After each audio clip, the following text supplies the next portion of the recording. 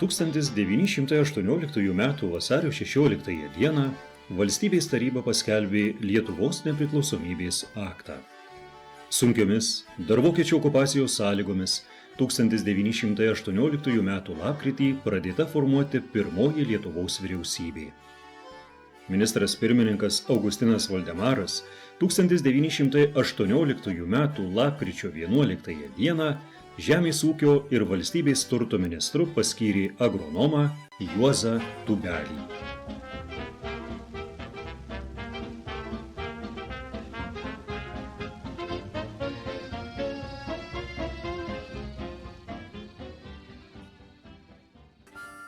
Jau pirmais nepriklausomybės metais buvo nutarta, kad pieno ūkis Lietuvoje turi didelę ateitį, nes krašto klimato sąlygos palankesnės gyvulininkystei nei grūdų ūkiui.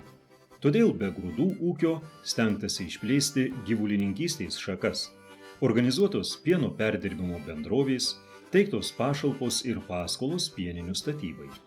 Pienininkystės plėtimo idėja pradėjo prigyti tik 1923 metais, kai pieno ūkiai pradėti remti finansiškai. 1922 metais pradėta įvežti veislinius gyvulius. Pradėta karvių produktyvumo kontrolė. 1923 metais buvo kontroliuojama tik 766 karvės, iš kurių vidutiniškai primelžta po 2000 kg. O 1939 metais jau 51 000 karvių ir primelžiama po 2800 kg pieno. 1923 metais eksportuoti ir pirmieji 400 kg sviesto, o 1939 metais išvežta jau 18 000 tonų ir Lietuva pagal sviesto eksportą užėmė 5. vietą pasaulyje.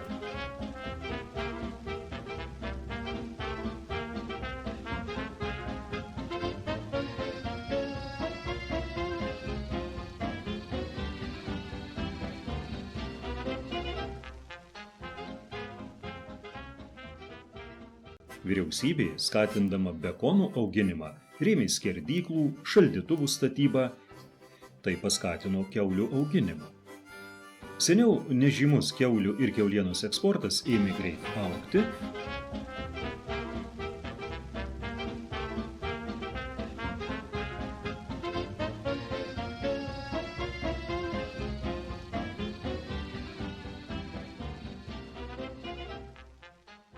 Tarpukario Lietuvoje, galima sakyti, žemės ūkis buvo pagrindinis gyventojų verslas.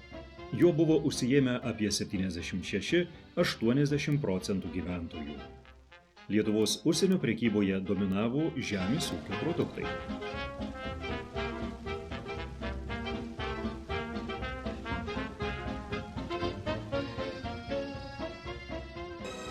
Kaimas, nors ir labai palengva, atsigauna.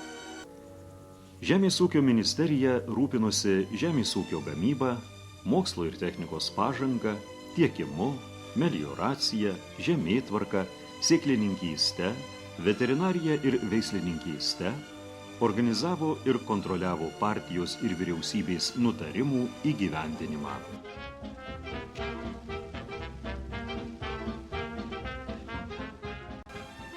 Sparčiam žemės ūkio gamybos augimui didelės įtakos turėjo melioracija.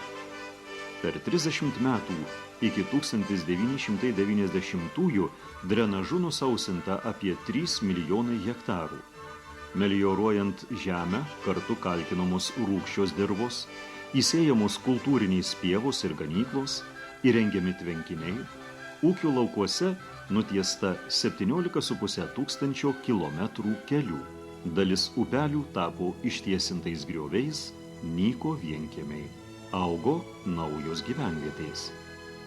1985 metais ūkiuose buvo 51 000 traktorių, kurių galia siekė 4,2 milijono arklio jėgų. Dirbo 12 000 javų kombainų.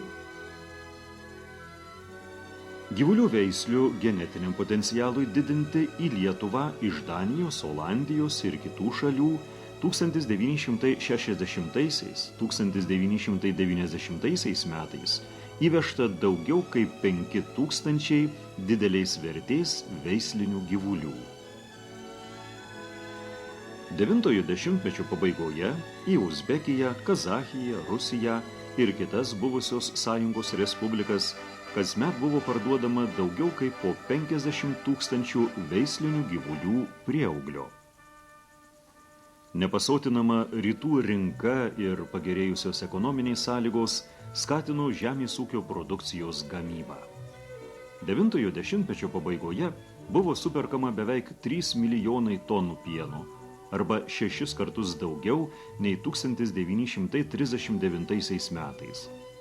Vienam Lietuvos gyventojui 1985 metais suvartojamų produktų per metus teko pieno 409 kg, mėsos 87 kg, o tai trečdaliu daugiau nei vidutiniškai Tarybų Sąjungoje. Bendrosios žemės ūkio produkcijos gamyba nuo 1960 iki 1990 metų padidėjo 2 kartus. Laikotarpio pabaigoje mėsos gamyba vidutiniškai siekė 530 000 tonų per metus. Apie pusę šios produkcijos buvo parduodama į sąjunginį fondą. Žemės ūkio ministerija organizavo savo pavaldžių struktūrų veiklą taip, kad augalininkystės, gyvulininkystės ir kitų produktų gamyba didėtų kuo efektyviau naudojant lėšas. Ministerijos padaliniai rūpinosi žemės kadastru, agrocheminiais tyrimais, žemėtvarka, sėklininkyste, veterinarija, veislininkyste, mokslo ir mokymo įstaigomis. Pradėta naudotis skaičiavimo technikos teikiamomis galimybėmis. Buvo sukurtos žemės ūkio informacijos sistemos, tarp jų ir pirmoji Tarybų Sąjungoje galvijų veislininkystės informacijos sistema.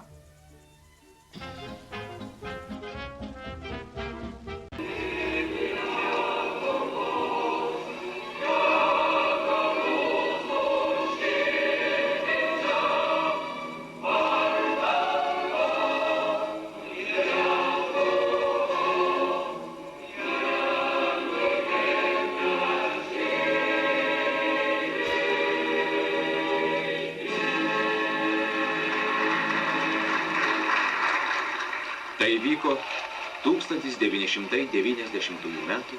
kovo 11 dieną.